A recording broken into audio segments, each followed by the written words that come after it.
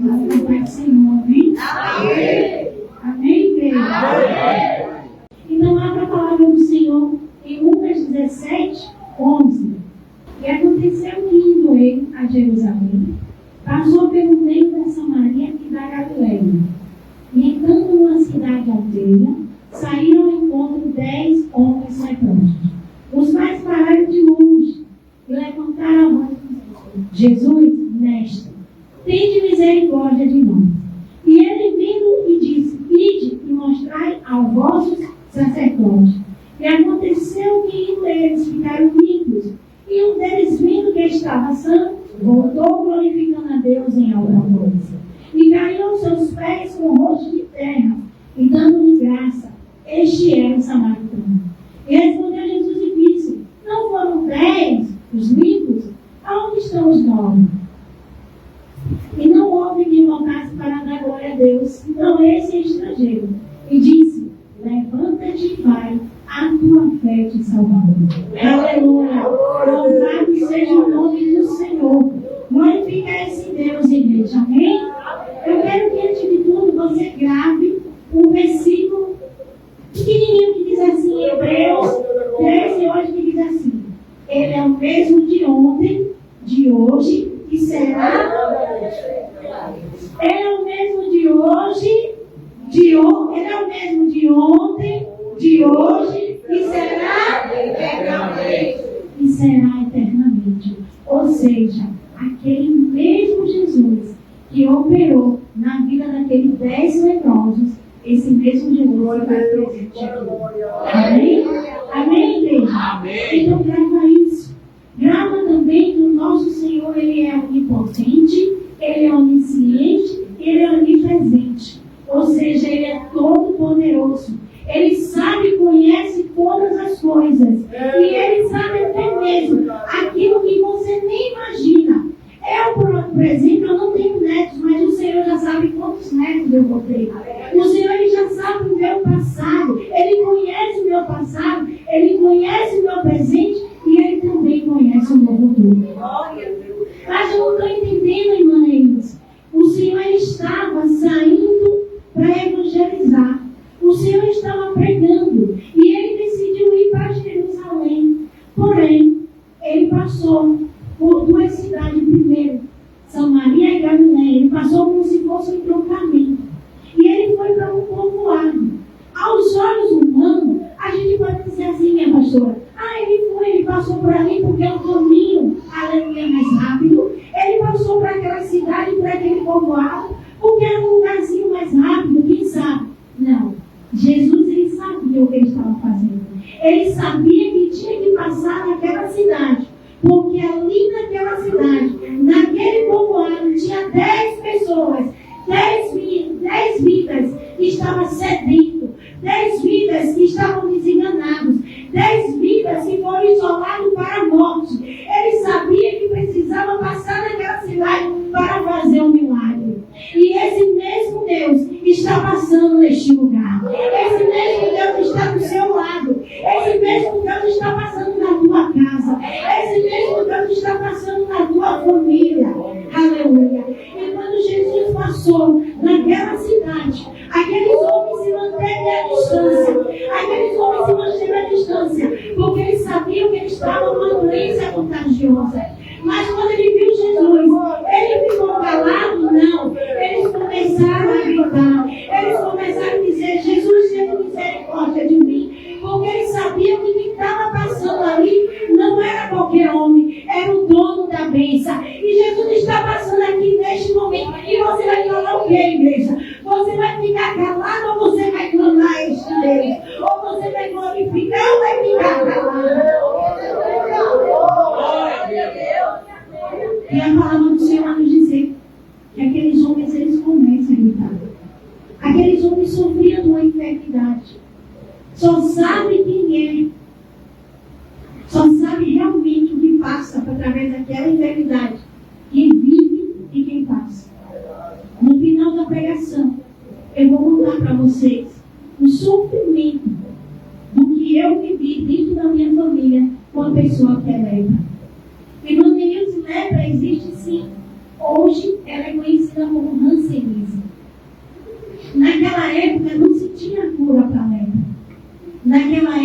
pessoas que sofriam dessa enfermidade afetava não somente o físico dela, mas o psicológico. Ela era isolada, ela tinha que ser excluída. Você imagina uma mãe ter que largar o seu filho porque estava de lepra. Imagine o seu esposo ter que sair de uma casa porque estava de lepra. Imagine uma jovem ter que sair do seio da sua família para viver num lugar isolado com pessoas estranhas porque estavam com uma doença que naquela época não tinha cura. Então aqueles 10 homens, eles estavam isolados. Eles estavam não somente fisicamente convivendo com a dor, porque a hanseníase, ela pega diretamente na pele. Ela ataca. As pessoas que têm hanseníase ou que têm lepra, eles não têm tato. Você pode queimar o local, ela não sente nada. Você fura com agulha, ela não sente nada.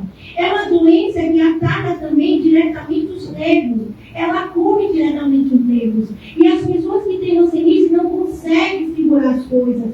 Então imagine aquele sofrimento que as pessoas tinham. Nos faz lembrar também de um homem chamado Naamã, que o profeta orou.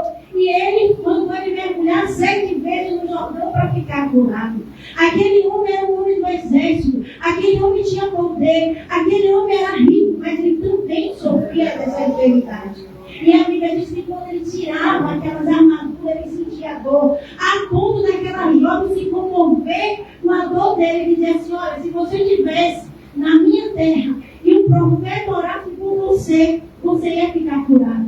E aquele homem, por estar em desespero, que era Naamã, por ele estar desesperado, ele foi conhecer esse profeta que a menina falou. E chegou lá, o profeta disse: mergulha 7 vezes e você vai ser curado. E aquele homem, no início ele disse assim: eu não vou fazer, porque o rio pode, porque o rio isso, eu não vou. Mas aí o homem disse assim: se ele te pedisse para você entregar todo o seu tesouro, todo o seu reino, ou qualquer outra coisa, você não faria? Então o que custa mergulhar 7 vezes? E aquele homem, ele mergulhou 7 vezes e ele saiu curado. Ele pôde ver um milagre, ele pôde saber que em Israel tinha um Deus, aleluia. E aí a gente vem mais adiante, na época de Jesus, vem esses 10 leprosos, que estavam sofrendo com essa mesma enfermidade, que estava longe da sua família, que estava desesperado, que não tinha mais solução, mas ele sabia que Jesus ia passar. Ele viu Jesus e ele disse assim: a nossa solução é ele. Então vamos clamar, vamos gritar, vamos pedir para ter misericórdia. E assim esses homens fizeram. Eles começaram a gritar por Jesus. Eu quero te dizer nessa noite, quando a prova vem, eu não sei o que você está passando. Eu não sei qual é a sua dificuldade. Se é financeiramente. Eu não sei se é uma cura. Eu não sei se é um filho que você quer nos pés do Senhor. Clama esse Deus. Porque só Ele tem resposta para a tua vida. Só Ele pode fazer milagre. Por mais que tem pessoas que digam não tem jeito. Aqueles leprosos estavam ali para morrer. Quem sabe muitas das vezes as pessoas não alimentavam. As pessoas tinham receio de dar uma água. E aqueles homens estavam ali isolados. Quantas das vezes tem pessoas que olham para a nossa vida e dizem assim: você não tem jeito, você não tem solução. A mulher de Jó disse: nega teu Deus e morre. Mas Jó tinha uma confiança no Senhor. Ele tinha uma credibilidade, ele confiava que Deus é uma resposta. Então a gente precisa ter fé. A gente tem que ter essa confiança no Senhor. Aqueles 10 leprosos, eles tinham uma certeza que eles precisavam gritar por Jesus, porque a cura deles vinha através de Jesus. A sua cura, a mudança de vida que você quer, o renovo espiritual que você quer, a restauração do teu lar, os teus filhos, o teu esposo servindo ao Senhor, somente um pode dar. Aleluia dos reis. Senhor do Senhor. O Rei do Senhor.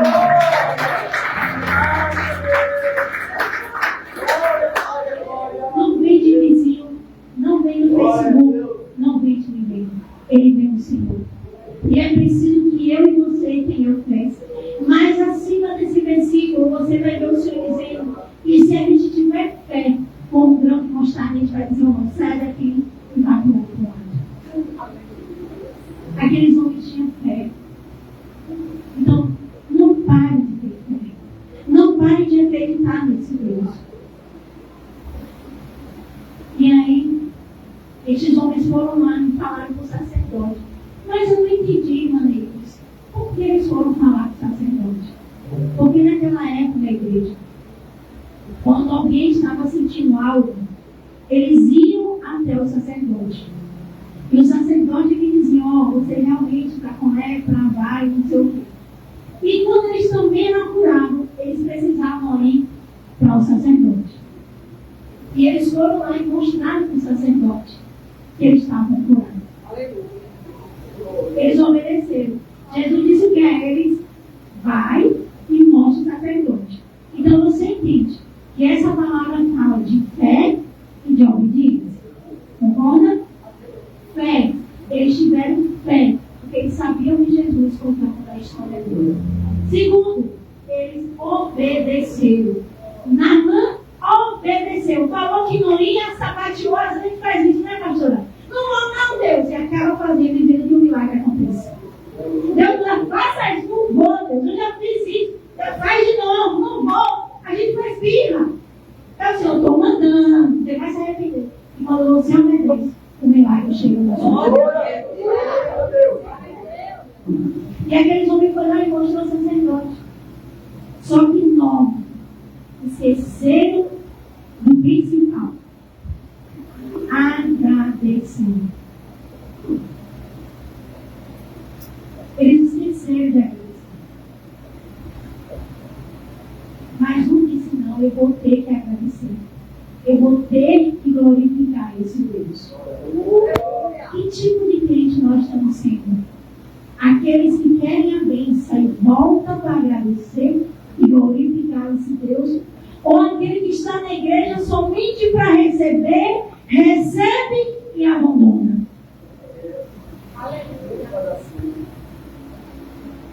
Somos aqueles que agradecem ou somos aqueles ingratos que não agradecemos o Senhor? Nós, seres humanos, muitas das vezes nós somos ingratos. Nós reclamamos de tudo. Nós esquecemos de agradecer.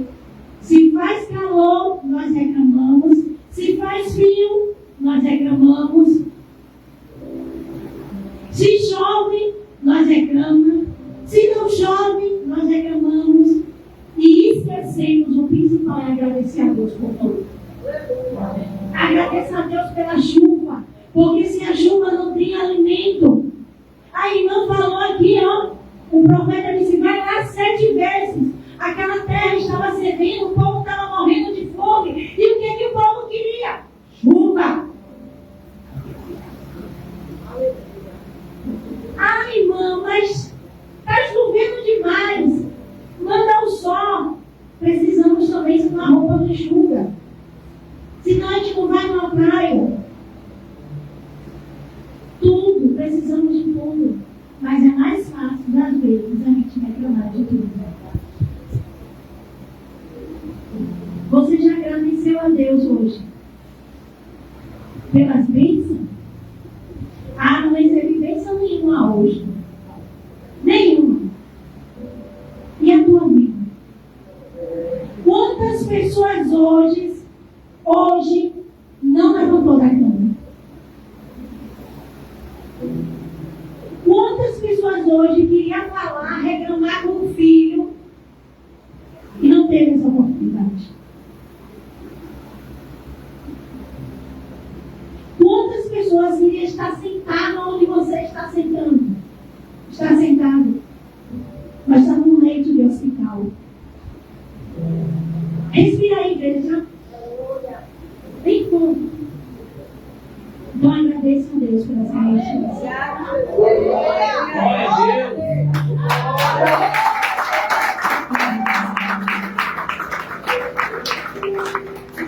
Vamos ser gratos. Porque aqueles homens achavam. O que eles queriam? A cura. Mas Jesus queria dar salvação eterna. Aqueles homens só queriam ficar livres daquela enfermidade. Deus, ele queria libertar a alma e o espírito. Mas só sentiu isso aquele que voltou para agradecer. Independente de qualquer coisa, agradeça. Porque quantos livramentos Deus tem te dado a você, a seus filhos, a sua família, e você nem imagina, nem sabe, nem sonhou, e o Senhor estava ali guardando e protegendo. Então, antes de você começar seu dia fazendo sua lista de pedido, comece agradecendo. Agradeça a Deus pelo ar que você respira. Agradeça a Deus pela sua filha. Essa menina não para, minha irmã, não fica quieta. Quantas crianças estão na cadeira de roda que o pai e a mãe queriam que corresse e pegasse fogo? A minha sobrinha mora em Londres. E aí eu falei assim com ela, como é a vida em Londres? Tal, é bem diferente do Brasil, né? Porque lá é reino. E ela falou assim para mim, eu falei assim, algo marcante. Ela disse assim, tia, nós brasileiros somos muito reclamantes. A gente reclama de tudo. Lá não é assim. Você chega no ônibus e fala assim para o outro, moço, o ônibus vai chegar aqui, ó, você está atrasado. Ele fala 10 minutos. Aí ela disse que fica todo mundo 10 minutos quietinho calado, esperando. Ela disse, se fosse no Brasil, a gente fazia barulho. Eu disse, por esse lado é verdade. Quantas vezes eu já briguei com o motorista porque eu queria chegar no trabalho cedo? 10 minutos! Eu vou chegar 10 minutos atrasado no trabalho. Mas a nossa vida espiritual começa. Se Deus não faz o que a gente quer, como a gente quer, a gente reclama. Às vezes é livramento, você está pedindo algo a Deus, que Deus está vendo que é livramento, e você reclama. Por que não me deu dessa forma? Por que não me deu um filho do olho verde? Talvez ele nascesse do olho verde por ele ter nascido cego.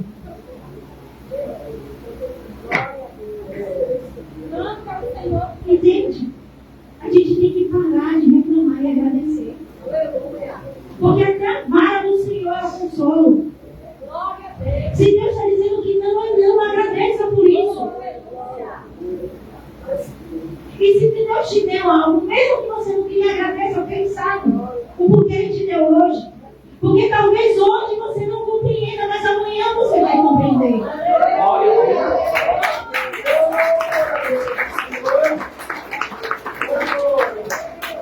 Entenda uma coisa, quem sabe do teu futuro é Deus. Aqueles homens, ele queria apenas uma cura. Deus queria curar não somente a carne, mas o espírito.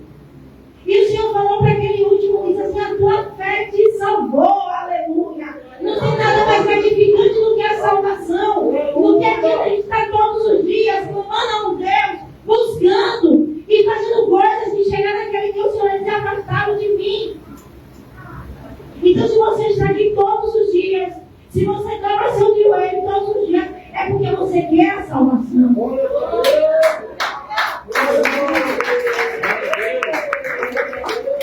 Então, seja aquele que voltou para agradecer. Se o irmão não quer agradecer, problema dele. Eu tenho que agradecer. É eu que tenho que fazer. É eu que tenho que gritar. É eu que tenho que buscar. É eu que tenho que orar. Jesus não está aqui, então abra tua boca e comece a clamar. Abra tua boca e diga, Deus, eu quero libertação na minha casa. Eu quero libertação com meus filhos. Deus, eu quero transformação espiritual. Eu quero chegar na glória. Eu quero a tua salvação. Então agradeça, Deus, por tudo que o Senhor tem feito na tua vida. Seja grato.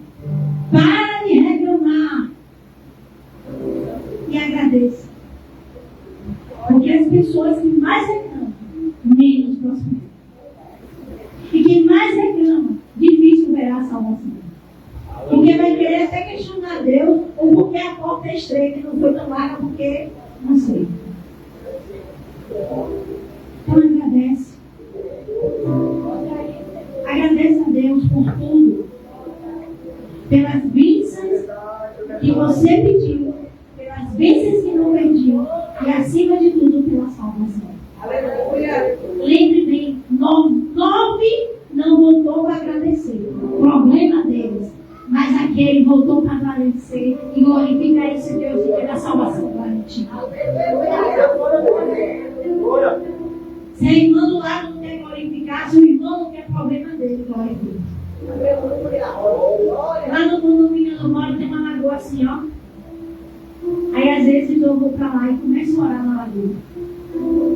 Aí vem o pessoal correndo de seu caquete. Eu vou me chamar de tudo. Mas eu gosto. Tem pessoas que para orar tem que ter plateia. Tem pessoas que para fazer algo para Deus tem que ter plateia. Aquele homem poderia dizer assim, bora os 9, bora, para todo mundo ver. Ele voltou sozinho. Tem momentos que você Deus engaja. Tem momentos que Deus não quer fazer. Deus, Ele quer um coração sincero, um coração grato, um coração que, independente de como esteja, tem uma certeza que Deus pode transformar.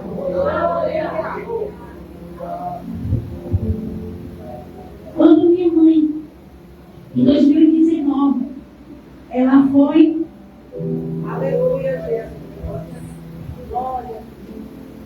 diagnosticada com Alzheimer. A minha mãe, a minha irmã, são 4 irmãos. Eram 8. Mas Deus levou 4 e ficou 4.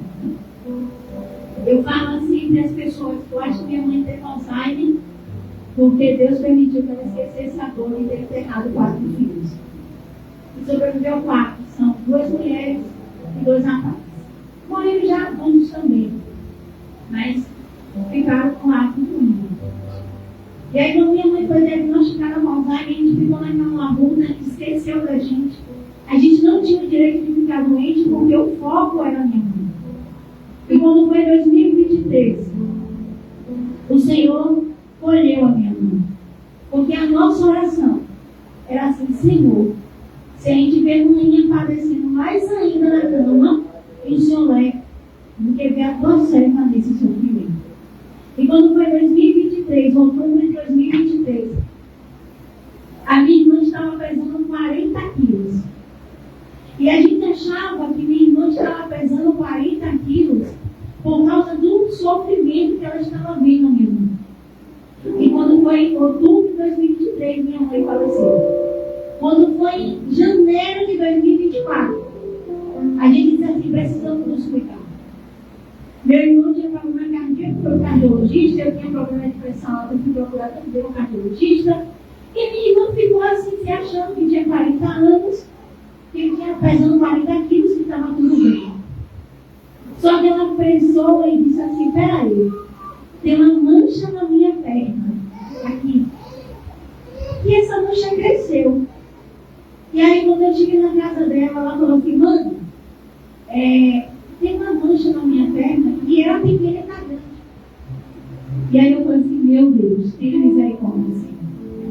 E ela estava afastada do caminho do Senhor. A gente é evangélico desde pequeno, né? A gente foi criado nos pés do Senhor. Mas quando chega uma certa idade, parece que a gente cria uma rebeldia, uma coisa assim, sei lá. E ela estava disposta a sair do caminho do Senhor. Ela não fumava, não bebia, não fazia nada disso, mas não queria mais ir para a igreja, não queria mais nada. E até o casamento, ela disse assim, vou terminar o casamento, não quero mais. Ela tem 25, vai fazer quase 30 anos de casada, mas ela decidiu que até o casamento ela ia fazer. E ela estava virada. E aí foi quando ela me falou dessa mancha na perna. Exatamente. Ela trabalhava como auxiliar de serviços gerais. E aonde ficava o saquinho? Porque o auxiliar de serviços gerais tem mania de colocar saco dentro da bolsa para facilitar o serviço. E aí ela foi tirando e isso ela acabou se contaminando com a serviço. Só que a gente estava tão desesperado com minha mãe que aquilo que a gente achava que estava iniciando, ela já estava com o serviço que aconteceu.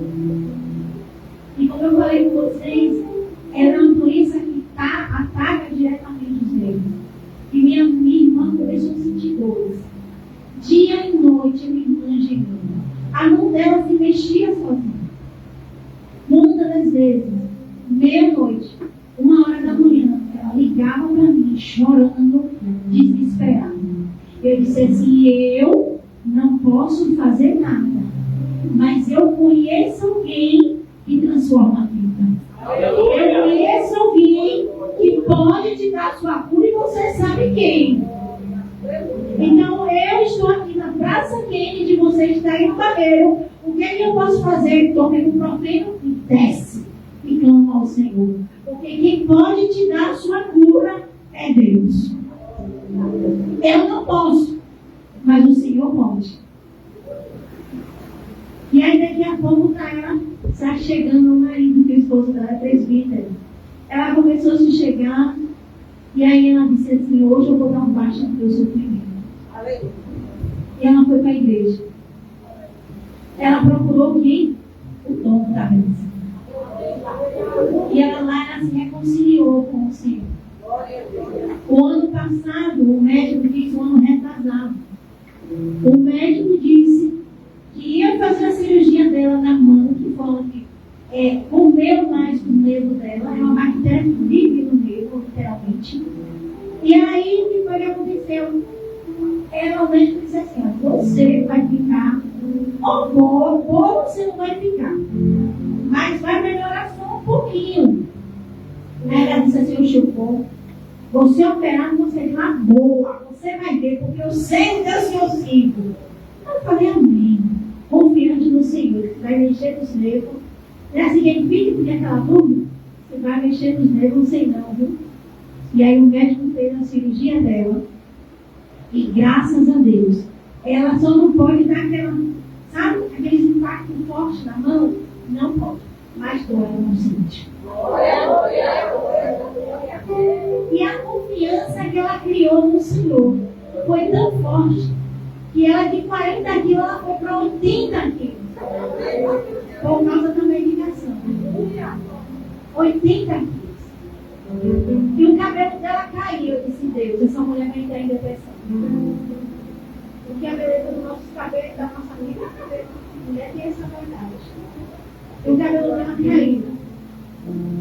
E para acabar de completar, o corpo dela se encheu de tumores. Você imagina aquele fio de cabelo quando puxa aquele fuzil. Imagina o corpo todo. Encheu o corpo dela. Mas o que me chamou a atenção, pastor, é que ela não perdeu a confiança no Senhor. Ela disse: aconteça o que aconteceu, eu vou continuar servindo esse Deus. Eu disse: aleluia! Esse é o Deus que eu sirvo, aleluia!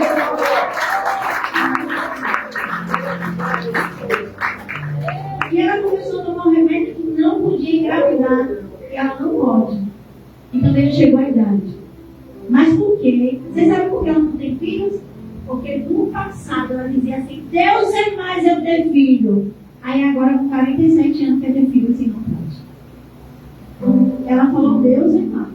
Então cuidado com o que você pede a Deus. Cuidado com o que você abre a sua boca para profetizar na sua vida. Porque ela disse: Deus é mais eu ter filho. Hoje ela quer e não pode. Aí fica acabando com a minha, fazendo os gostos na vida, estragando a minha filha. Sabe? E aí quando foi no ano passado, ela se mostrou. E aí quando foi no ano passado, em janeiro, meu irmão falou assim para ela: mano, Deus ele me mostra um papel vindo na sua direção. Se você continuar na posição, o Senhor ele vai te entregar algo. E aí ela disse assim: tá certo, amém. Quando foi em maio, o benefício dela foi cortado. Só. Aí, quem ligava no INSS para pedir a renovação do benefício dela era eu.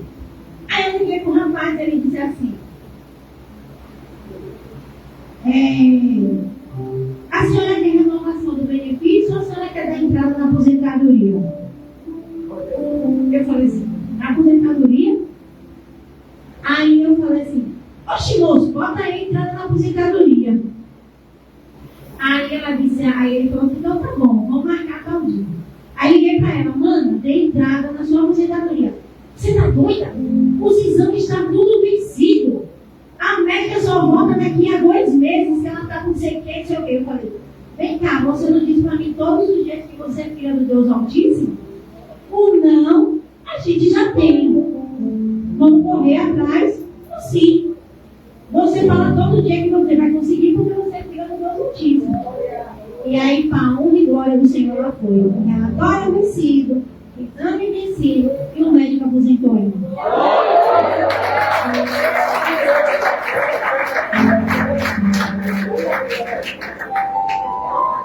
E ela pode ver o milagre. E hoje ela é testemunho de que Deus é o mesmo de ontem, de hoje e será. Então não duvide. Por outro lado, todo santo dia essa mulher agradece. Está chegando no corpo que ela sempre teve, está me dando calça, menino, e ela está chegando no corpo que ela quer. Só o cabelinho ainda que não está crescendo muito, não. Mas ela também não quer mais não, para dar trabalho. Mas é assim que a gente passa pela prova. E o marido e irmã dele, ai dele que largue dela, porque agora ela não quer aquilo lá. Você agora para me largar tem que morrer, viu? Porque a Bíblia diz até que a morte nos separa. E ele não deixou ela, porque ele é um bom presbítero e consegue.